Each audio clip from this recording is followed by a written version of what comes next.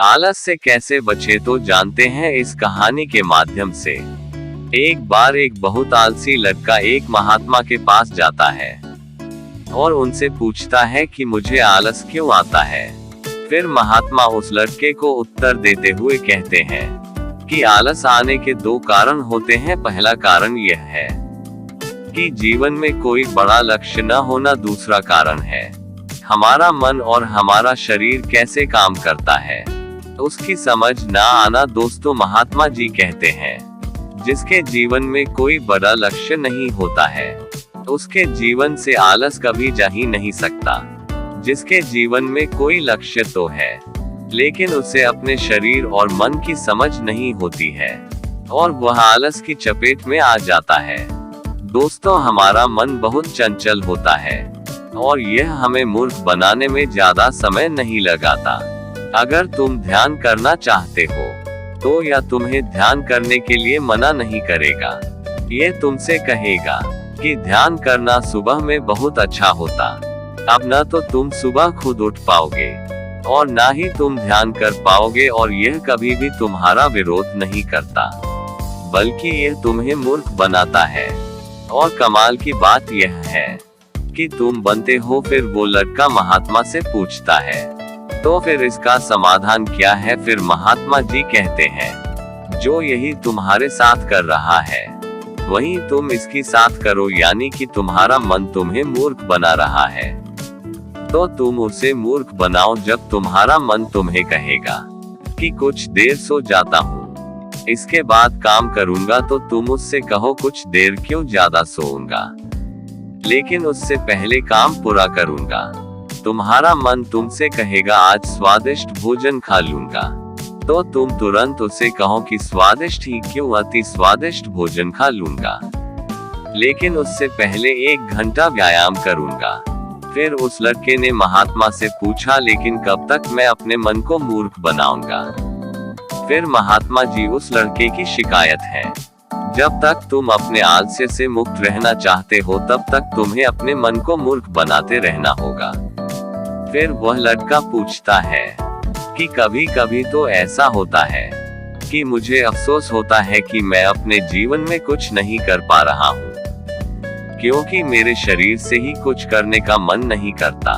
फिर ऐसी स्थिति में मैं क्या करूं। फिर महात्मा जी कहते हैं मन को तो तुम मूर्ख बना सकते हो लेकिन शरीर को तो तुम्हें समझाना होगा। हमारा शरीर चलता है भोजन से और अगर तुम मरा हुआ भोजन खाओगे तो वह तुम्हें ऊर्जा कैसे देगा। मरे हुए भोजन का अर्थ है कि ऐसा भोजन है जो व्यक्ति अपने स्वार्थ के लिए खाता है, जिसके शरीर का उचित विकास नहीं होता, जैसे मिठाई या पिज्जा, बर्गर आदि। इसीलिए भोजन ऐसा करो जो तुम्हारे भीतर ऊर्जा प्रदान करे, न कि आलस दे, जैसा कि फल और घर का सादा खाना। फिर वो लड़का महात्मा से पूछता है कि मैं शुरुआत कैसे करूं। महात्मा जी कहते हैं कि शुरुआत करो एक बड़ा लक्ष्य निर्धारित करके, यानी कि एक बड़ा लक्ष्य बनाओ। तुम्हारा न केवल कहने के लिए नहीं होना चाहिए बल्कि उस लक्ष्य के साथ तुम्हारी भावनाएं जुड़ी होनी चाहिए। और अगर तुम्हारा लक्ष्य ऐसा है जिसके बारे में सोचकर ही तुम्हारी आंखों से आंसू आ जाते हैं तो तुम्हें कुछ और करने की जरूरत ही नहीं है। फिर तुम्हारा लक्ष्य तुमसे सब कुछ करवा लेगा। और अगर तुम्हारा लक्ष्य इतना बड़ा नहीं है या फिर तुम्हारी भावनाओं के साथ जुड़ा नहीं है तो फिर अपने लक्ष्य को खोजना ही तुम्हारा लक्ष्य होना चाहिए। जिस प्रकार भगवान गौतम बुद्ध ने बनाया था, उन्हें पहले अपना लक्ष्य नहीं पता था कि वहां मंजिल मिल जाएगी। वे तो सिर्फ निकल पड़े थे लेकिन अंदर से प्यास कितनी गहरी थी कि वे लक्ष्य को पाकर ही हैं। जब तक तुम्हें ये पता नहीं चलता कि तुम्हारा लक्ष्य क्या है तब तक तुम अपने मन को मूर्ख बनाते रहो, जैसे कि वो तुम्हें बना रहा था। कोई भी व्यक्ति शराबी नहीं बनना चाहता लेकिन उसका मन उसे मूर्ख बनाकर उसे शराबी बना देता है।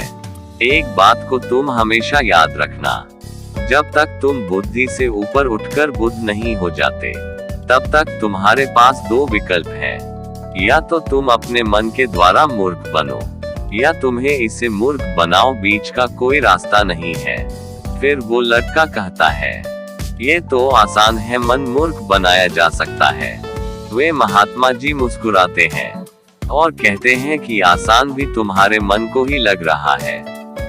यह मन कब और कैसे चाल चलेगा, इसके लिए तुम हमेशा सचेत रहना, या तुम्हें खुद के साथ समय बिताना होगा। यदि अगर तुम आलसी व्यक्ति के साथ रहोगे तो तुम आलसी हो जाओगे, और अगर तुम जवान व्यक्ति के साथ रहोगे तो तुम ऊर्जावान बन जाओगे। फिर वह लड़का महात्मा जी से कहता है, मुझे अपने मन को मूर्ख बनाना अभी और इसी वक्त से शुरू कर देना चाहिए। महात्मा जी, सही समय की प्रतीक्षा करना इसी मन की एक चाल है, इसलिए अभी और इसी वक्त से तुम काम में लग जाओ।